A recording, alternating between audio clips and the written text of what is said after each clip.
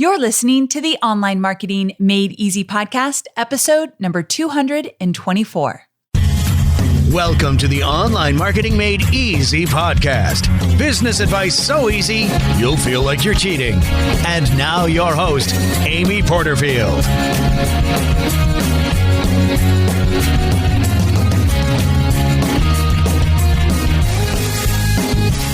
Hey there, welcome back to another episode of the Online Marketing Made Easy podcast. I'm your host, Amy Porterfield, and today I am bringing it behind the scenes, introducing you to my integrator on my team, Chloe Euse. And I'm so excited for you to hear from her directly because the goal of this episode is to help you step into the visionary role as the founding entrepreneur of your business so that you can do more of the things that you were meant to do in this world. And my goal is to help you understand how you as the visionary can work with an integrator in your business. Also known as a project manager, we've since changed the title for Chloe from project manager to integrator. We'll tell you why and we'll tell you where that came from in a moment. But I want you to free up more time to live in your zone of genius, to be creative, to cast the vision, to really make sure that you are going exactly where you need to go. I want you to look into the future versus stay in the weeds every single day in your business. If you're stressed out, if you're overwhelmed, if you never have time to get to the things in your business that you know you could do to make a difference for your community, then it is time to dive into this episode because hiring an integrator can change all that. I'm telling you, it's like magic, but it's not. So I'm going to bring in Chloe so you can hear from her directly. You're going to hear about how Chloe and I work together. You're going to hear the good, the bad, the ugly. I'm sure she's going to share some examples and stories that I'm not so proud of, but I think they're important for you to hear as you go on your journey to build your team. And I also want you to really focus on the visionary role for yourself. I've already done an episode all about stepping into that visionary role as the founding entrepreneur of your business. I'm going to link to it in the show notes.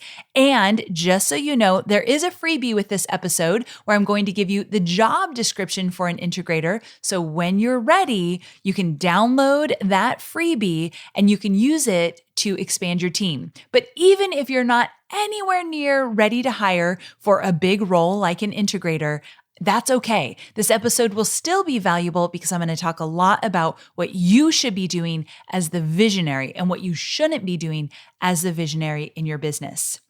And before we jump in, this episode is sponsored by my free masterclass, How to Confidently Create Your First Profitable Course in 60 Days. If you've been thinking about creating an online course, or if you have a course idea and you're just not sure how to get started, this free masterclass is exactly what you need. Go to amyporterfield.com/courses to sign up for free. Okay, so let's do it. Chloe, this is such a treat. Welcome to the show. Hi, I'm so excited to be here with you today, Ames, and all of your listeners. It's going to be a great show, and we're going to get into all things integrator. But before we get there, tell my listeners a little bit about yourself. Like, where did you come from, and what did you do before you were part of Team Porterfield? Okay, yeah. So I'm born and raised San Diegan. And before I came here, I worked for the Chopra Center and Deepak Chopra and Oprah Winfrey's 21-day meditation experience. So before here, I didn't exactly work on an online marketing business. It was two completely different worlds, but I did come to the table with online marketing experience. Your world looked a lot different, but I had a skill set that I was able to apply to my position I have here. I think that's important because we're going to talk a lot about hiring an integrator and what all of you business owners should be looking for in an integrator. So Chloe came to the table with some online marketing experience, which helped in terms of not having to speak a whole different language to her, but there was still a lot to learn. So we'll get into more of that as we get going.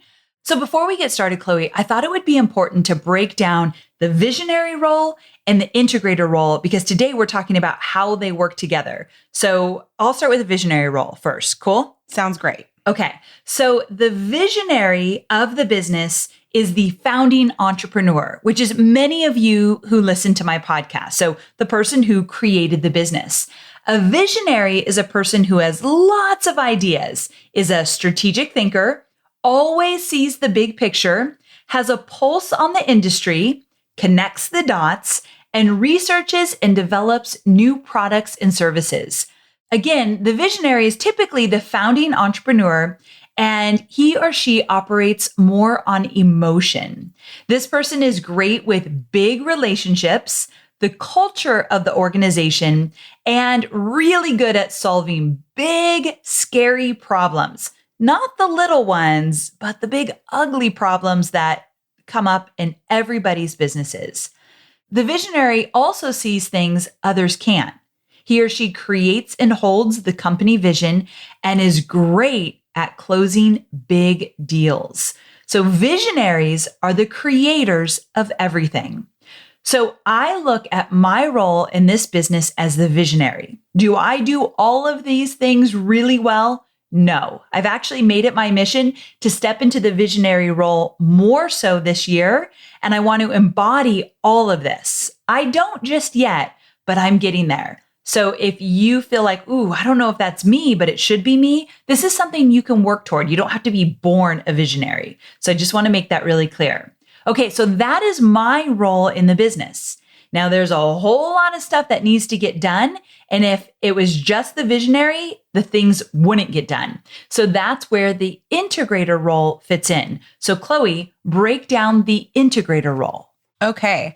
So first of all, if you're not familiar with these terms as they relate to an online business, I highly recommend the book Rocket Fuel because it breaks down the two roles and also how they work together. So an integrator integrates all major operating functions of the business and ensures everyone is rowing together in the same direction. Simply put, the visionary is deciding the what, and the integrator is figuring out the how. I love that. So I get to say, okay, Chloe, this is what we're going to do. And I map out or cast the vision. And then I don't need to worry about how the heck we're going to get it done. Chloe will figure out the how. Now, we work very closely together, and we're going to talk about that, the good, the bad, and the ugly of working closely together. But it's really refreshing to know that I get to focus more on the what, and Chloe will figure out the how. So here's a question for you. What skills are vitally important for an integrator? Good question. So there's 16 different personality types, and some are better suited for fulfilling an integrator role. If you guys haven't heard about Myers-Briggs or the 16 different personalities, I definitely recommend you look it up. But I'm going to dive into that just a little bit, and I'm going to take you through the different types really quick to show you what, in my opinion, is important for someone in this type of role. Cool. So first, there's the extrovert versus the introvert. And this is measuring where you get your energy. Second, it's the sensing versus the intuitive. And that's really measuring how you process information. Third, there's the thinking versus the feeling. And this is measuring how you like to make decisions. And lastly, it's judging versus perceiving. And that's really measuring how you live your outer life. Like, what are your behaviors? So everyone can take this quiz and find out where they are on each of these 4 skills. And personally, I am an ESTJ. So shout out to all my ESTJ peeps. She's such a nerd. I mean, what can I say? I'm very proud of it. So you guys can definitely Google and learn more about each of these. I'm not going to go into the nitty gritty, but I wanted to point out is just the few that can make a big difference as it pertains to what we're talking about, which is what you want to look for in an integrator. So first, extroverts are better at managing people. So when you look at the integrator and the fact that they are essentially managing an entire team, I would say that would be more of the preferred type. It is not the only type. I would just say that that's probably a great perk when it comes to an integrator role in a business. The second preference measures how we process information. So between a sensor or an intuitive, it could look really different. The easiest way to put it is that a sensor would be focused more on the details, whereas an intuitive processes things at a larger scale. And this is one of the preferences that I think can swing one way or another. I mean, I personally am an S, and I see a lot of value in that, given that the nature of an integrator's role is to take something big and break it down into a bunch of actionable steps to make it happen. However, I have several successful integrator peers that are intuitives or Ns, and it gives them that ability to grasp the big picture of the visionary. So to me, it's all about the preference of what you're looking for and what works for you and your team. So I'm going to throw you off just a bit and mention something here. And that is that I too am an S. So it's sensing, right? That's the word. Mm-hmm. And Chloe always says that it's so valuable that we both are S's because we get each other. We kind of speak the same language. Totally. And James Wedmore and his integrator, Jilly, they are both N's. Correct. Right? Yeah. And so I was talking to her and I was talking to Chloe and I said, well, they're N's. So would it be better if we were N's? And I was just kind of like comparing us because James is a dear friend. And she said, what I think is most important is that the visionary and the integrator actually share that similarity. It's that not second a must. letter. Yeah, I think that it definitely helps because if you think about it, because the visionary and the integrator sit down together and they are really figuring out how they're going to move the business forward. The visionary is casting this vision of the what and the integrator is figuring out the how. It can be really complicated if you guys are looking at things really differently. Right. So it kind of helps a little bit when you guys both look at and process information in a similar way. So not a must, but if you do have an integrator and you're constantly butting heads, it might be this issue right here. So this preference, so you might want to look into it. So this is just one thing we look at. We're going to talk about a whole bunch of other things, but I wanted to break that down. Okay, so give us the third measurement. Great. So the third measurement looks at how we make decisions. So you're rated on a scale as either more of a thinker or a feeler. And I feel like the names can kind of be misleading to this one. So definitely spend just a little bit of time looking into those further if you're interested. But in terms of how that applies to an integrator in the online entrepreneurial industry, I would say that people who score higher as a thinker tend to be less fearful of tech. So let me tell you, that can be a huge part of the job. And I think that that's definitely something to consider. So just wanted to point that out for sure. So lastly, and certainly not least, this is what to me is probably the most important out of all four of the scales. It's the final preference in Myers-Briggs, which looks at our behaviors. So between the two options on the scale, I believe it is vital for any integrator to be more of a judger than a perceiver. And the reason for this, simply put, is that judgers get shiz done. So they are task-oriented.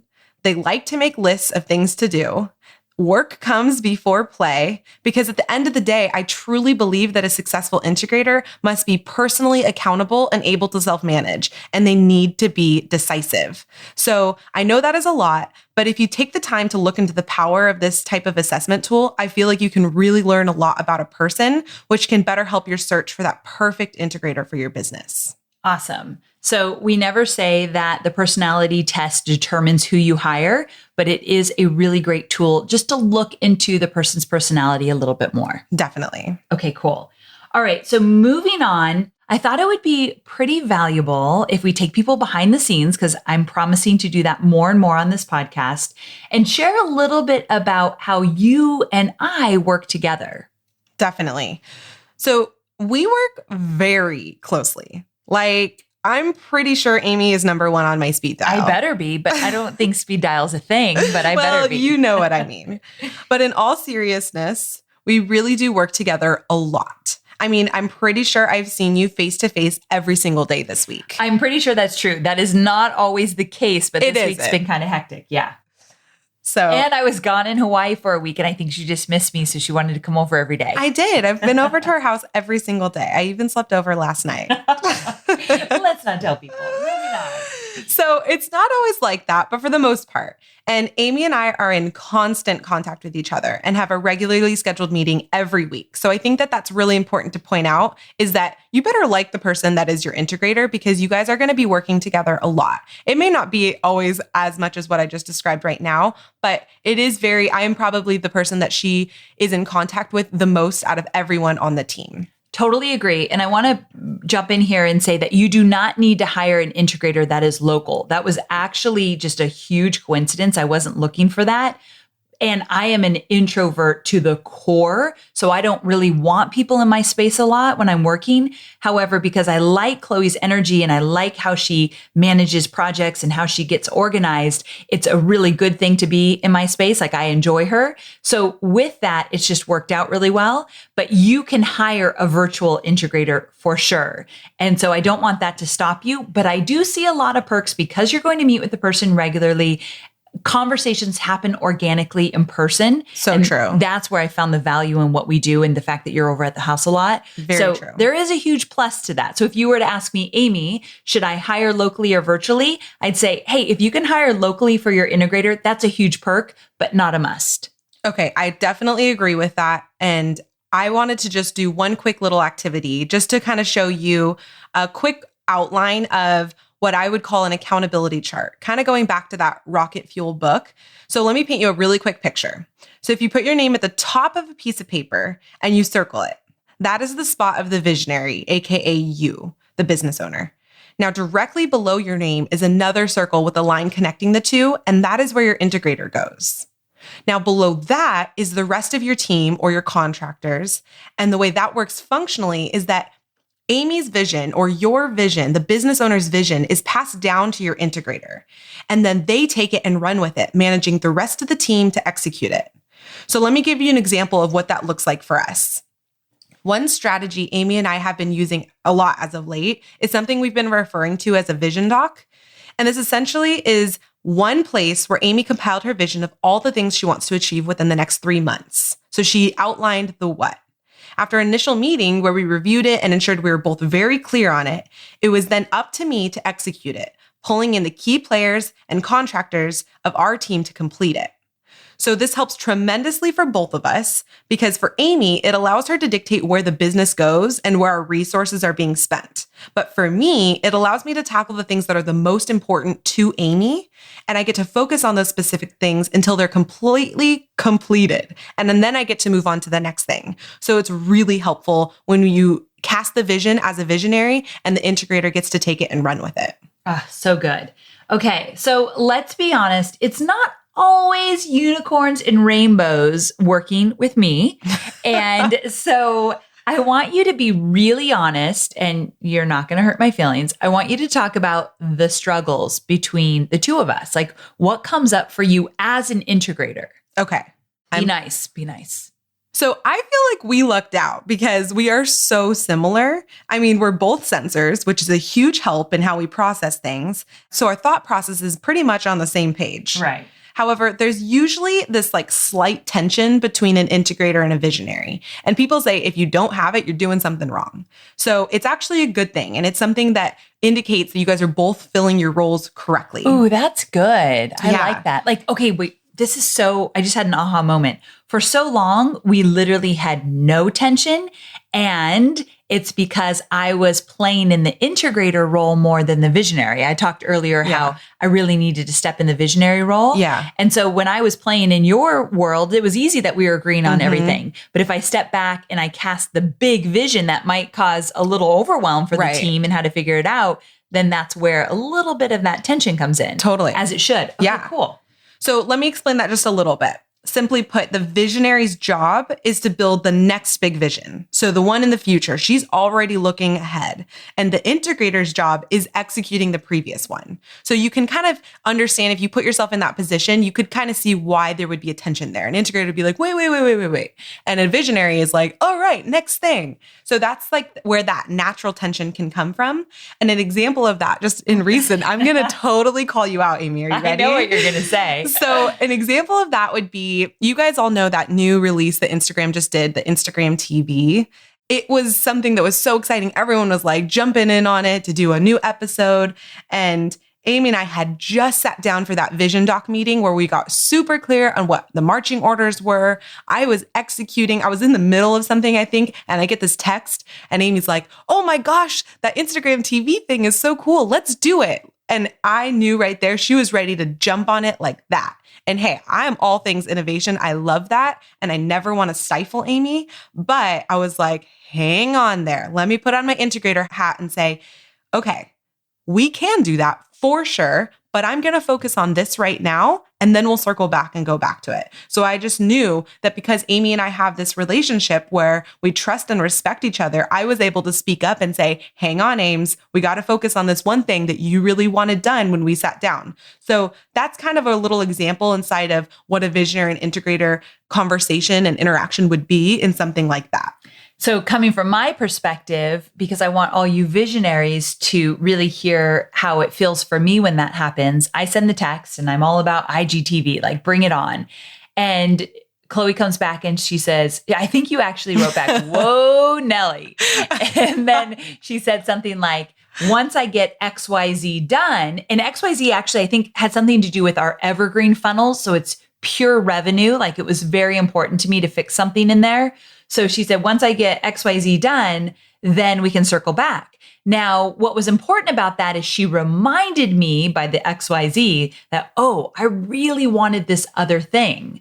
Now, an integrator could say, okay, Amy, we can do that, but are you willing to let go of this? But that felt a little bit aggressive. Like she did it in a way that kind of just was really respectful. So I didn't feel like she was telling me no or taking something away or telling me I was wrong for having these ideas. I think a lot of the times you are very careful with your communication style to keep me excited about what we're moving forward with. Would you agree? Absolutely. I think it's super important to have that because if you don't, something, especially when you're working virtually, things can come across so not the way you intended. Yeah, it's true. So it's very important. And I really try to just put myself in the visionary's shoes. Like, I don't want to be stifled. Right. So, and also I am intrinsically a people pleaser. It's who I am. So in addition to having an integrator that can say, hey, if you want to let go of this project, like that, I don't like that. But at the same time, if I were to say yes to everything, imagine how slowly we would move forward. It would be horrible. That would be horrible. So I'm so excited that I'm so glad that you actually do push back in the way you do. Yeah. One more thing I want to say, and then we're going to move on to the next question, which is an integrator an implementer? So marinate on that because I'm coming back to it. All right. But the one thing I want to add here is that one thing I've learned along the way that has been incredibly important is that when you bring an integrator into your business, you must communicate with your existing team and anybody who gets added to the team after, and all of your contractors. You need to communicate that your integrator is your number two, and they are going to be the ones to communicate with everybody else.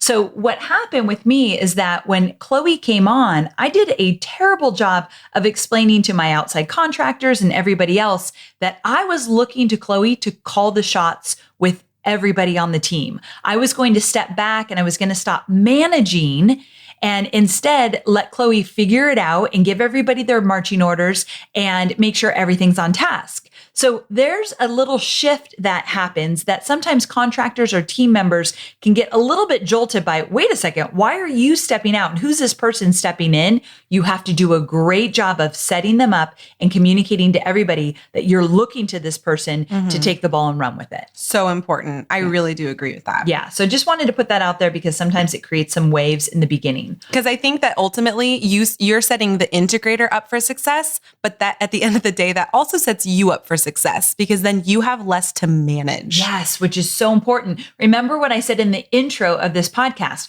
My goal is that all of you visionaries out there, or those stepping into the visionary role, see how much freedom an integrator can bring to your business and to your life.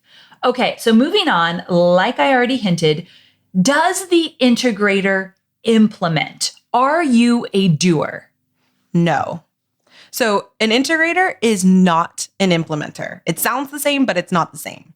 An integrator, they're the ones who are going to take the ideas from the visionary and they're going to make them real. Like we drive that execution using the team and contractors. So there definitely needs to be another role that works with the integrator that is the implementer. So for example, an integrator would be responsible for outlining an operating system, but they wouldn't necessarily be the one doing it. What's an operating system to you when you use that word? So an operating system would be something like how we build a lead page that is going to give us signups for a webinar. So you would outline how you would do that. And Correct. then you would give it to the team to actually make it happen. Exactly. So I'm the one that is really making sure that everyone is doing it in the way that I need it to be done, given that I'm looking for brand consistencies. I have my Amy hat on, knowing that Amy doesn't like this. She does like this. She doesn't like this. She does like that. And I'm really making sure it's very clear.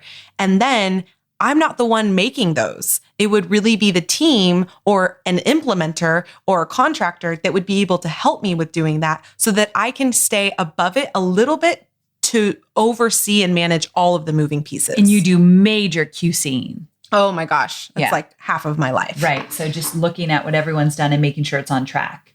Okay. So the two work together for sure, but they're definitely different. I mean, if you think about it, it just like wouldn't be sustainable or scalable if someone is trying to do both. Wouldn't you agree? I would agree. And I also know that this is something you've worked really hard on over the years, because as a natural go-getter, like if you hire an integrator that's a go-getter and they treat your business as their own and they're really excited to move things forward, it's so tempting to get in there and do it yourself. Oh right? my gosh, so tempting. Absolutely. And it is something that I still to this day struggle with, because sometimes I think, I could just do it really quick. Yes. But I'm not using my time that can then benefit Amy in a better way. And B, I'm also not setting up the team for success because I'm not letting them in to try and learn. Yeah. So I constantly have to go back to that and say, take a step back, Chloe. It's not about going fast all the time. It's about making sure that we can go far. And I'm totally pulling from that one quote that I read you the other day. Oh no, she butchers this. So be careful, guys. Try it. Let me see if I can remember it. If you want to go fast, go alone. If you want to go far, go together. Good job. Mic drop. You guys should have heard her trying to tell me that one the other day. Butchered it. I had to Google it. Okay, so tell us what a day in the life looks like for an integrator. I'm assuming every single day is the same. Oh, yeah. Yeah, absolutely. I'm sitting in a cubicle. No, it is never the same. And let me tell you, I freaking love it. Like, it is every day I wake up and I'm like, so what's my job today? And I love that. So definitely keep in mind that when you are hiring an integrator, or if you're hiring someone or you're escalating someone's position within a team that you already work with to be an integrator, make sure that that is something that doesn't scare them. Change shouldn't scare them. So you have to be on board with constant change. So I could just give you a quick little insider's view of what my days would look like. Sometimes I'm helping the team out with moving on from issues or problems. Something's a roadblock in their way of getting something done. I help them out. Or I'm working on project plans in Asana. And typically I'm doing those late in the night because that's when I really, for some reason, get creative and can think of things. And sometimes I'm meeting with Amy on big vision plans for the future. And I'm just trying to kind of absorb all the things that she's putting out for what she wants us to focus on next. And then sometimes I'm doing competitive research and looking at different strategies that we can do so that I can figure out the how. When Amy gives me the what, I'm like, all right, how can I figure out how to do that? And there's a big portion of the integrator role that is looking at how can I do that in the best possible way that would produce the best results. And that takes time, that takes strategy, that takes looking at what other people are doing and realizing what works and what doesn't. And that is also why it's so important that an integrator is not an implementer, because you need space and time to do that. So true. And the one thing you said about helping the team is so important, because Chloe manages almost everybody on the team and she manages all contractors. And so with that, she meets with team members every single week. So you have a pulse on what everybody's doing on the actual team. Mm-hmm. Yeah. So that part's really important. I know it takes a lot of her time. So that's one thing that's really constant with her role as well. Okay, Chloe, I think we're getting to your favorite part of the interview. Ooh. So I know that you love a few specific tools that are like vital to an integrator role. And I was thinking if you could break down just 3 of them for us. Yeah, absolutely. Okay. So I'm just going to start with the fact that I might marry Asana. Like Asana, I think you need to come sponsor the podcast. I think I'm going to get a tattoo. Stop it. Tattoo on my wrist with Asana. So anyone new with this, it's ASANA, project management tool. There's a lot of them out there, but we love Asana. Yeah. Some people use Monday. I mean, I don't even know some of the other ones. Boot camp. Oh yeah. Basecamp. Basecamp, just joking. Basecamp. So Asana is my jam. I love it. And there's so many things that I could go into, which I'm literally going to start, or I'm going to try with all of my heart to not go into the weeds on this one because I really could. But just Google Asana. You can actually Google this phrase, Asana help guide. Watch your mind be blown. They literally have videos, tutorials, webinars. They break down everything. They show you how to use the tool, how to maximize it. And it's so amazing. So that is definitely one thing that I'm obsessed with. Tell them the rule, like what you're saying about Asana. Oh my gosh, the team is going to roll their eyes as they listen to this. Yes. So if it's not in Asana, it's not happening. So that is seriously my rule. Like, we talk to each other in so many different outlets. We have an Instagram group chat. We have Slack. We have Skype sometimes. We have so many different ways that we communicate with each other because I think communication is super important. But at the end of the day, no action item should ever be put through Slack or something else because that's when things slip. You know, you're not scrolling back to look at a thread in Slack. You're going into your Asana and looking at your My Tasks for the day. So I think it's super important for everyone to have that as home base. And I'm going to go into, I have another tip that I'm going to give you, but that's number 3 on this list. So I'm going to hold on that. Okay. But my next thing is Snagit. So have you guys ever seen, sometimes Amy will post in the Facebook group, like a little screencast link, and it'll be like a walkthrough of her screen and her voice is coming through. So that is amazing as an integrator, because when you're working as an integrator and you're QCing something or you're giving instruction to a team member, you're setting your rules or operating system for someone, communication is so important. Like I said before, the way you deliver something can make or break how someone takes it and how someone is going to feel inspired to take action on your instruction.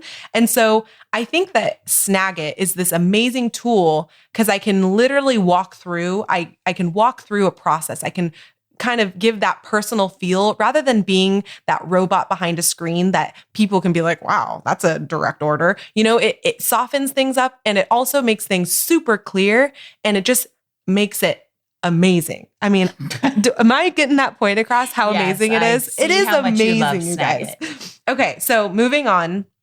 This one's a little bit different from what you guys would probably expect. I love Siri on my iPhone. When she told me this, when I said, think about some tools, I thought this was a weird one, but then I realized why you use it. Yeah. So the reason why I love Siri is I'm one of those people that literally right when I'm driving or when I get into bed to go to sleep, that's when the idea comes to me. Or that's when I start going, oh my God, is that email scheduled? Or, oh my God, did I tell that one contractor that they needed to edit this thing? And I genuinely feel like because I have my hands in so many different pots, I will drop something if I don't do it in that moment. And that's a really bad place to be in because you guys have all heard of the term context switching. That's going to really stunt your productivity. So for me, I use Siri as a way to just be an extension of my brain. And I'll just be, I just got into bed and I'll say, hey, Siri, remind me tomorrow. Oh, my phone's going to beep.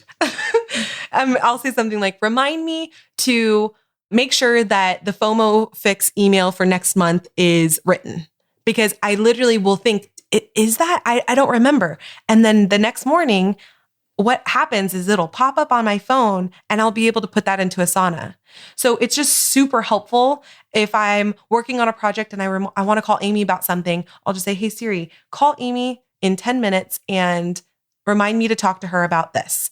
And so it'll always just give you that little extra note. It's just like a personal assistant. I think it's great because it won't take Chloe out of what she's working on if she is working on a specific project. Like we will be having a meeting and she'll be like, oh, shoot, I need to make sure I did XYZ. She'll tell Siri and then she'll come back to us. Yeah. So I think the whole context switching part of this is brilliant. I love that. Okay, so here we go. Final words of wisdom for the visionary who is going to take the leap and hire their integrator. Like, what could you share with that visionary to help them on their journey? Okay, so I would say that wearing too many hats distracts you from strategizing and focusing on what vision you want for your business. So if you hire an integrator, they can help you excel your business forward by allowing you to focus on the things that only you can do. And I can tell you a few things that Amy did that truly helped set me up for success so that you can take that and really decide if that's something that you want to do to help bring your integrator to the best of their abilities to help support you. Well, I'd like to hear those things. Hit it. Okay, so she's amazing. All right, so the first thing is she gave me her time. Scout. Scout is coming in. He's doing a big lion He stretch. must have known we were about to talk about his mama bear. So the first thing is she has this really cute dog. Yes. That's why Chloe really works for me, you guys. I'm pretty sure she's obsessed with Scout. She has this dog, Scout, that I come over for quote unquote meetings. Okay, so seriously. So Amy gave me her time. When I first started, I remember a few instances where you literally sat me down and you stopped what you were doing. And it goes back to that. If you want to go fast, go alone. If you want to go far, go together. And Amy sat me down, and it was before a launch, and you were like, I'm just going to walk through an entire project plan of what we just did for our last launch before you joined the team. And I'm going to explain everything. And then you can take that and make it your own. Did she make it her own? Today it looks very different than what I showed her 3 years ago. But it was so helpful for me because in doing that, I was able to understand a little bit more about her business, a little bit more about her communication style, a little bit more about how she likes things done. And then those little details. As we were going through, she's like, so you're going to work with this contractor. And then we would literally stop and she would make an email introduction. Like it was so big, and you stopped and you gave me your time rather than just being like, all right, take it and run with it from the get-go. So that's pretty big. And then in addition to that, you gave me room to learn and try things. You gave me your trust. And oh my gosh, I could cry. It was just... It was such a big thing for me because that is why Amy has always said, thank you for treating my business like your own. And that is why Amy trusts me. And that makes me feel like part of her business is my own. I genuinely take it and I run with it. And she gives me room for that. And that is really big. A lot of people say, oh, I need a Chloe. Well, I think a big thing is genuinely that it is not okay. I do not end my day if there is a problem. Like her business is my own, and I treat it with so much ownership because you allowed me space to do that. You didn't control me. You let me find my way and you let me take ownership of things. And it was so important. Oh, that's really nice. I love you. I love you tons. Chloe, thank you so much for joining me here today. This has been fantastic. I really wanted to take people behind the scenes and just let all of you see what it's like to work with an integrator and really share my journey in terms of I'm not really nailing the visionary role just yet, but I'm making every effort to become a master in that role so that I can really focus on the things I love to focus on and also let Chloe shine in her role as the integrator.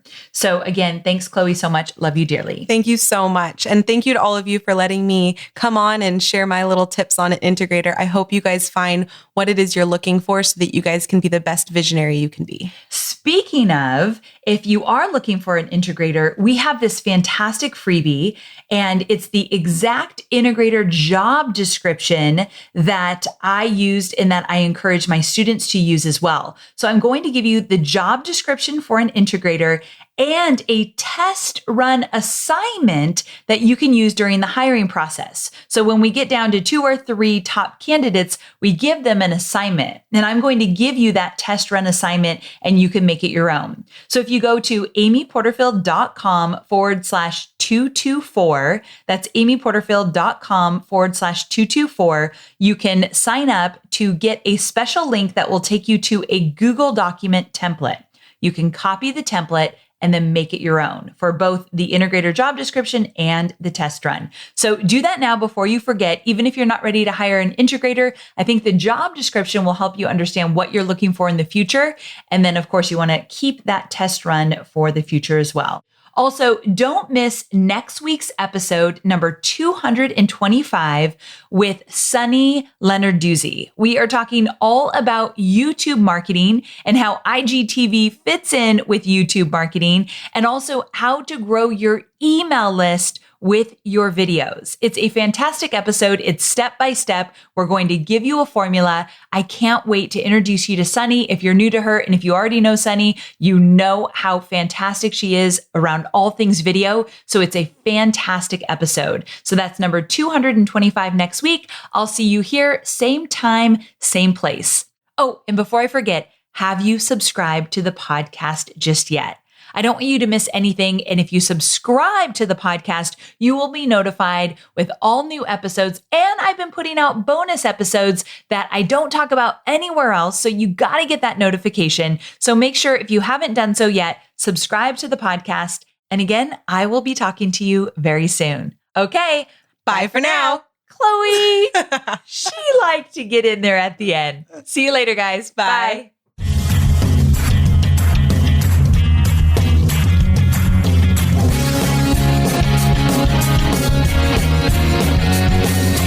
Thanks for listening to the Online Marketing Made Easy podcast at www.amyporterfield.com.